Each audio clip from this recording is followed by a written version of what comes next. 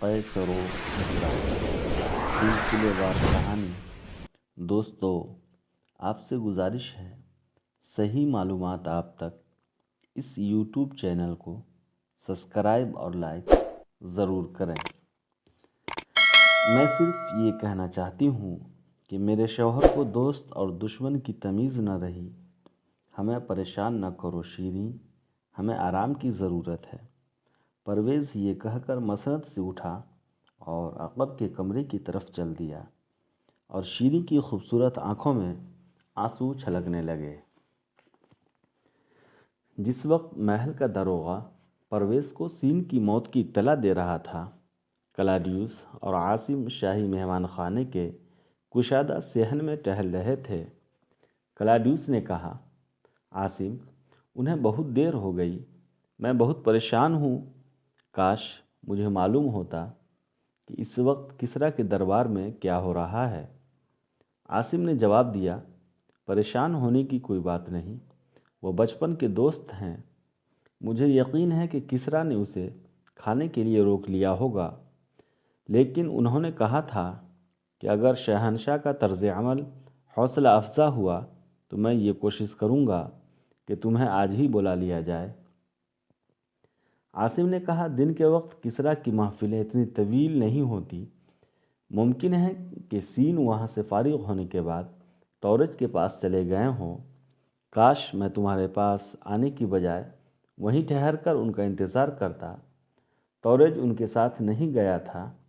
نہیں، تورج کو شہر سے باہر فوج کے پڑاؤ میں کچھ کام تھا۔ اس نے سین سے یہ کہا تھا کہ میں واپسی پر مہمان خانے میں تمہارے ساتھیوں سے ملاقات کروں گا۔ اب ممکن ہے کہ وہ شہنشاہ کے دربار میں چلا گیا ہو اور وہیں سے سین کو اپنے ساتھ لے کر گھر پہنچ گیا ہو، لیکن میں یہ محسوس کرتا ہوں کہ اگر کوئی اچھی خبر ہوتی تو وہ ہمارے پاس ضرور آتے۔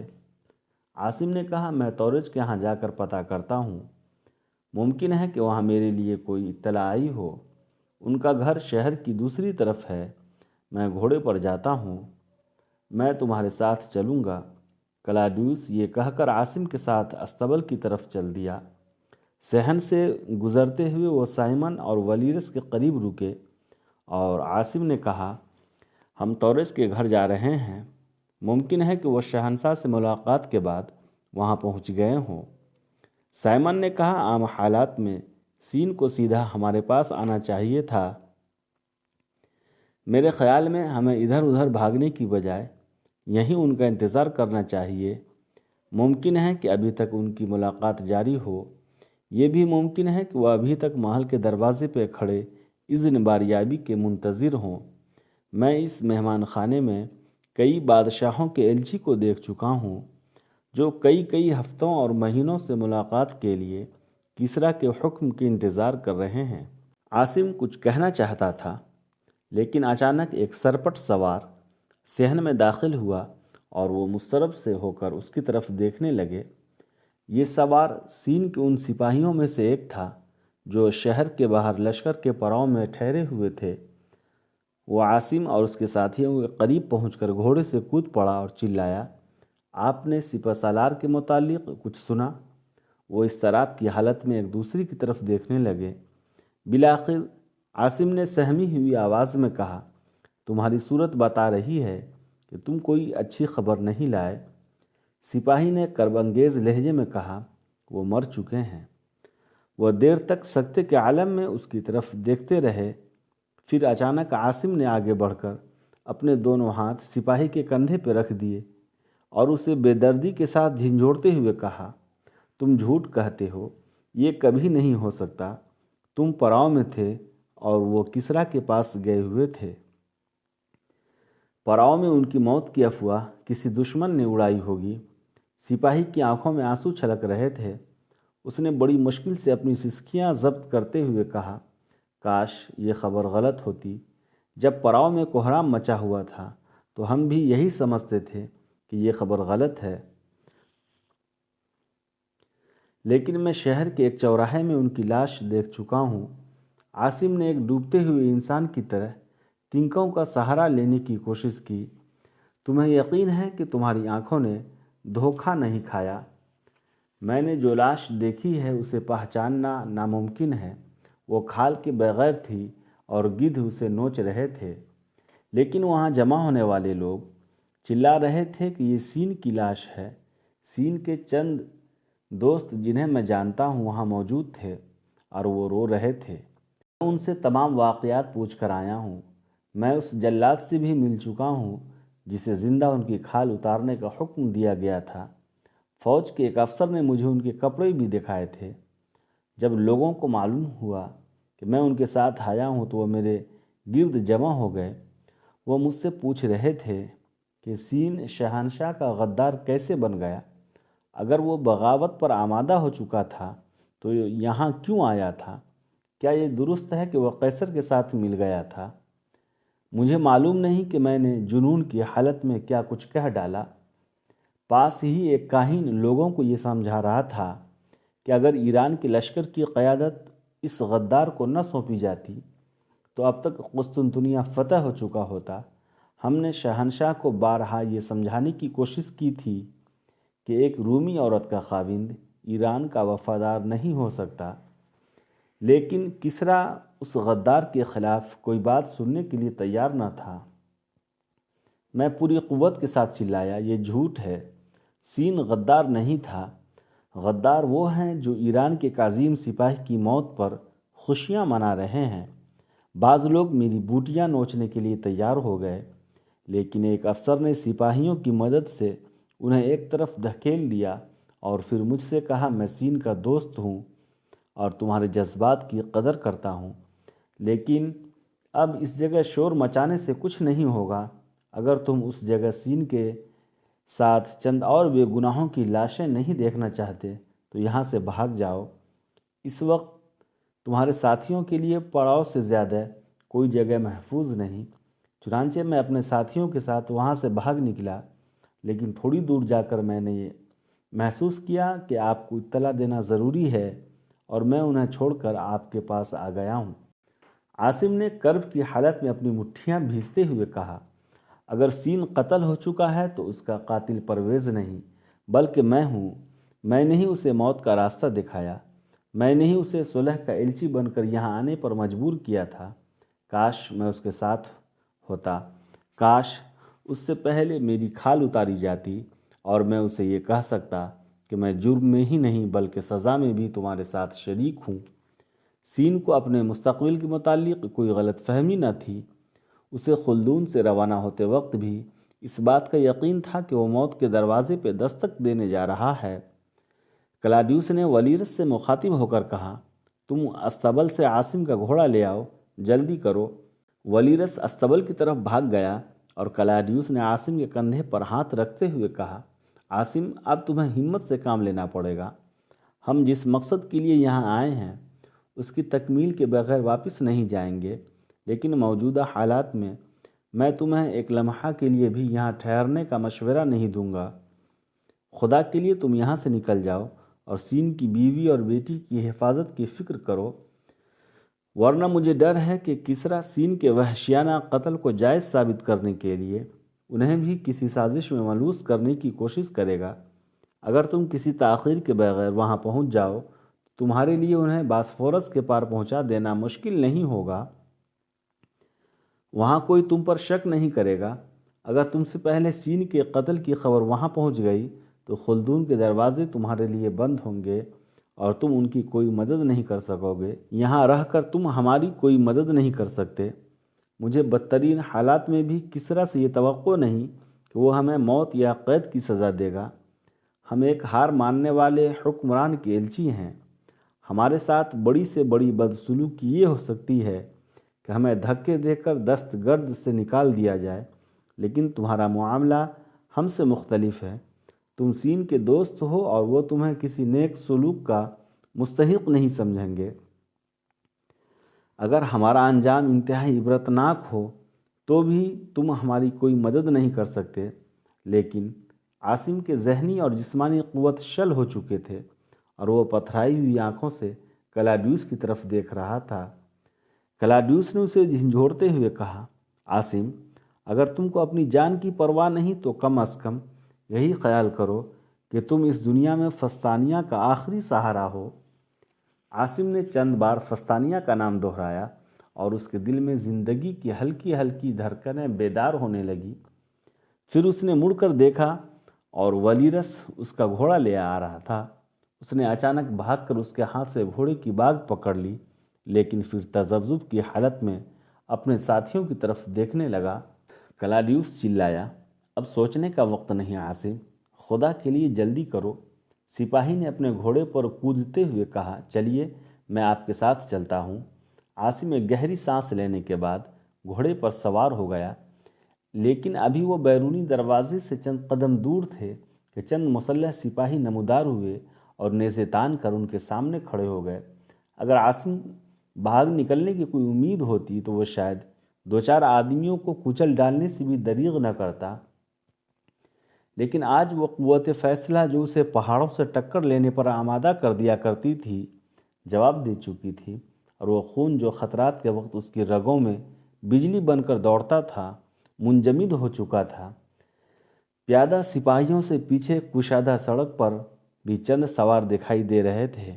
اس نے اپنے گھوڑے کی باگیں کھینچ لی اور ایک ثانیہ صورتحال کا جائزہ لینے کے بعد اپنے ساتھی سے کہا، اب بھاگنے کی کوشش بے سود ہے۔ ایک خوش وضع جوان سپاہیوں کا افسر معلوم ہوتا تھا آگے بڑھا اور اس نے کہا، تم باہر نہیں جا سکتے۔ ایک آدمی کا راستہ روکنے کے لیے تمہیں اتنی فوج جمع کرنے کی ضرورت نہ تھی۔ عاصم یہ کہہ کر اپنے گھوڑے سے اتر پڑا۔ افسر نے کچھ کہے بغیر ایک سپاہی کو ہاتھ سے اشارہ کیا اور اس نے آگے بڑھ کر گھوڑے کی باگ پکڑ لی۔ دوسرا سپاہی عاصم کی ساتھی کی طرف بڑھا اور وہ بھی اپنے گھوڑے سے اتر پڑا۔ نوجوان افسر نے کہا، انہیں قید خانے میں لے جاؤ۔ سپاہیوں نے عاصم اور اس کے ساتھی کو ایک تنگ گھیرے میں لے لیا تو کلاڈیوس نے، جو اپنے ساتھیوں کی طرف دم بخود ہو کر یہ منظر دیکھ رہا تھا، اچانک آگے بڑھ کر ایک ایرانی افسر سے سوال کیا، کیا میں ان کی گرفتاری کی وجہ پوچھ سکتا ہوں؟ افسر نے بے پرواہی سے جواب دیا، میں تمہیں صرف یہ بتا سکتا ہوں کہ اگر تمہارے ساتھیوں میں سے کسی اور نے بھاگنے کی کوشش کی تو ہم اسے بھی قید خانے میں بھیجنے پر مجبور ہوں گے۔ کلاڈیوس نے کہا، میں آپ کو یقین دلاتا ہوں کہ ہم بھاگنے کی نیت سے یہاں نہیں آئے، اور اگر آپ عاصم کو ہمارے پاس چھوڑ دیں تو ہم اس کی ذمہ داری لینے کے لیے تیار ہیں۔ عاصم نے گھور کر کلاڈیوس کی طرف دیکھا اور رومی زبان میں کہا، میرا کام ختم ہو چکا ہے، لیکن تمہارے حصے کا کام ابھی باقی ہے۔ ممکن ہے کہ سین کی موت پر ایرانی لشکر کے سرکردہ افسروں کا رد عمل کسریٰ کو تمہاری باتیں سننے پہ مجبور کر دے، اس لیے میری حمایت میں زبان کھول کر اپنی مشکلات میں اضافہ کرنے کے سوا کچھ حاصل نہیں کر سکو گے۔ افسر نے سپاہیوں سے مخاطب ہو کر کہا، تم کیا دیکھ رہے ہو، اسے لے جاؤ۔ عاصم سپاہیوں کی ننگی تلواروں کے پہرے میں چند قدم چلنے کے بعد اچانک افسر کی طرف مڑ کر دیکھتے ہوئے بلند آواز میں بولا، میں آپ سے کچھ کہنا چاہتا ہوں۔ افسر جلدی سے آگے بڑھ کر بولا، مجھے افسوس ہے کہ میں تمہاری کوئی مدد نہ کر سکوں گا۔ عاصم نے کہا، مجھے معلوم ہے، لیکن میں یہ کہنا چاہتا ہوں کہ اس غریب سپاہی کا میرے ساتھ کوئی تعلق نہیں۔ یہ سین کے محافظ دستے کے ساتھ پڑاؤ میں ٹھہرا ہوا تھا۔ وہاں اس نے سین کے قتل کی اطلاع سنی، شہر میں جا کر اس خبر کی تصدیق کی اور یہ سمجھ کر میرے پاس چلا آیا کہ میں سین کا ایک وفادار دوست اور ساتھی ہوں۔ یہ بات اس کے ذہن میں بھی نہیں آ سکتی کہ سین کے کسی دوست کو اس کی موت کی اطلاع دینے کے بعد یہ اس مصیبت میں پھنس جائے گا، اس لیے آپ اسے میرے ساتھ شامل نہ کریں۔ افسر کچھ دیر سوچنے کے بعد اپنے ایک ساتھی سے مخاطب ہوا، تم اسے پڑاؤ میں لے جاؤ اور وہاں اسے کڑی نگرانی میں رکھو۔ پہرے داروں کو اس کے باقی ساتھیوں کے متعلق بھی یہ ہدایت کر دو کہ پڑاؤ سے باہر نکلنے کی اجازت نہ دیں، اور یہ گھوڑے بھی اپنے ساتھ لے جاؤ۔ تمہارے ساتھ 5 سپاہی کافی ہوں گے۔ پھر وہ عاصم کی طرف متوجہ ہوا، اب تم کچھ اور کہنا چاہتے ہو؟ ہاں، اگر ہو سکے تو آپ ان معزز رومیوں کو بلا وجہ کوئی تکلیف نہ دیں۔ یہ قیصر کی طرف سے صلح کا پیغام لے کر آئے ہیں، اور ہو سکتا ہے کہ کسریٰ کو صلح اور امن کی اہمیت محسوس کرنے میں زیادہ دیر نہ لگے۔ افسر نے جواب دیا، میں تمہیں صرف یہ یقین دلا سکتا ہوں کہ کسریٰ کے حکم کے بغیر ان لوگوں کا بال تک بیکا نہیں ہوگا، لیکن شرط یہ ہے کہ ان میں سے کوئی بھاگنے کی کوشش نہ کرے۔ عاصم نے احسان مندی سے ایرانی افسر کی طرف دیکھا اور سپاہیوں کے پہرے میں وہاں سے چل دیا۔ عاصم 5 دن سے دست گرد کے قلعہ نما قید خانے کی تنگ و تاریک کوٹری میں پڑا ہوا تھا، اور خوف و اضطراب کے ایام اسے مہینوں اور برسوں سے زیادہ طویل محسوس ہوتے تھے۔ یہ قید خانہ سینکڑوں زندہ انسانوں کا قبرستان تھا، اور یہاں کئی لوگ ایسے تھے جو طویل قید کی صعوبتوں کے باعث ذہنی توازن سے محروم ہو چکے تھے، اور عاصم اس کے پاس کی کوٹریوں سے ان کی مہیب قہقہے اور روح فرسا چیخیں سنا کرتا تھا۔ اپنی زندگی کے بدترین دور میں بھی اس نے امید کا دامن نہیں چھوڑا تھا، لیکن اب وہ سارے چراغ جو اس نے اپنے آنسوؤں سے روشن کیے تھے بجھ چکے تھے۔ وہ اپنی ماضی کی ساری پونجی جو اس قید خانے سے باہر چھوڑ آیا تھا، اور مستقبل کے متعلق اس کے حوصلے اور ولولے اس کوٹری کی 4 دیواری کے اندر پھنس کر رہ گئے تھے۔ ماضی کے جن ناہموار راستوں پر اس نے اپنے پاؤں کے نشان چھوڑے تھے، وہ سب اس جگہ پہنچ کر ختم ہو جاتے تھے۔ کبھی کبھی چند لمحات کے لیے اس کی بے چین روح ہزاروں میل دور ان حسین اور دلکش نخلستانوں، دیواروں اور میدانوں کے طواف کرتی جہاں سرمست ہوائیں آزادی کے گیت گاتی تھی، درخت جھومتے اور پھول کھلتے تھے، لیکن اچانک اس کوٹری کی دیواریں اس کی نگاہوں کے سامنے حائل ہو جاتی، اور وہ دنیا جس پر سورج اپنے نور کے خزانے لٹاتا تھا، جسے چاند کی ضیاءپاشیاں دلکشی اور رعنائی عطا کرتی تھی، اور جس پر ستاروں کی مسکراہٹیں نچھاور ہوتی تھی، اسے ماضی کا ایک بھولا ہوا خواب اور ایک وہم محسوس ہونے لگتا تھا۔ پھر جب اس کا دم گھٹنے لگتا تو وہ اٹھ کر تنگ 4 دیواری کے اندر ٹہلنا شروع کر دیتا۔ آس پاس کی کوٹریوں سے اسے کسی مہیب قہقہے یا کسی بھیانک چیخ سنائی دیتی، اور وہ نڈھال سا ہو کر بیٹھ جاتا۔ کیا میں زندہ رہوں گا؟ کیا زندگی یہی ہے؟ کیا میرے لیے اس سے بہتر موت نہیں ہو سکتی؟ آخر میں یہاں کیوں آیا تھا؟ جب تک مجھے سین کے قتل کی اطلاع نہیں ملی تھی، مجھے یہ اطمینان تھا کہ کوئی بڑا کارنامہ سر انجام دے رہا ہوں، لیکن اب مجھے یہ ساری باتیں ایک مذاق معلوم ہوتی ہے۔ میں ایک ایک قدم چل کر اپنی تباہی کی آخری منزل تک پہنچا ہوں۔ آخر روم اور ایران کی جنگ یا صلح سے میرا کیا تعلق تھا؟ میں نے یہ کیوں سوچا کہ میں اس دنیا کی ساری مصیبتوں کا علاج کر سکتا ہوں؟ یہ میرے بس کی بات نہیں، اور سین کو بھی اس بات کا یقین تھا کہ روم اور ایران میں مصالحت کرانا اس کے بس کی بات نہیں۔ خلدون سے روانہ ہوتے وقت اس کو اس بات کا یقین تھا کہ وہ موت کے دروازے پہ دستک دینے جا رہا ہے۔ وہ کون سا جذبہ تھا جو اسے یہاں تک لے آیا تھا؟ اگر میں اس کے پاس نہ آتا، اگر صلح کا ایلچی بننے پر اسے آمادہ نہ کرتا، تو یہ حالات کیوں پیدا ہوتے؟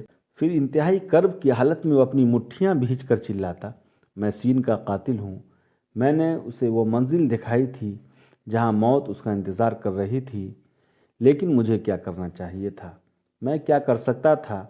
جب ذہنی اذیت ناقابل برداشت ہو جاتی تو پھر ایک بار تصورات کی دنیا میں کوئی جائے پناہ تلاش کرتا۔ اس کی روح خلدون کے قلعے کا طواف کرنے لگتی، فستانیہ کسی گوشے سے نمودار ہوتی، اور وہ سراپا عاجز و انکساری بن کر کہتا، فستانیہ میں تمہارا مجرم ہوں، کاش میں تمہارے باپ کو دستگرد جانے کا مشورہ نہ دیتا۔ مجھے معاف کر دو فستانیہ، میری طرف دیکھو، اس دنیا میں تمہارے سوا میرا کوئی نہیں، میں سب کچھ کھو چکا ہوں، لیکن تم میری ہو، تم میری ہو۔ اب میں روم اور ایران کی بجائے صرف تمہارے متعلق سوچوں گا۔ فستانیہ مجھے معاف کر دو، میں تمہاری آنکھوں میں آنسو نہیں دیکھ سکتا، میں تمہاری سسکیاں نہیں سن سکتا۔ پھر جب اس کی آواز چیخوں میں تبدیل ہونے لگتی تو وہ دہشت زدہ ہو کر ادھر ادھر دیکھنے لگتا۔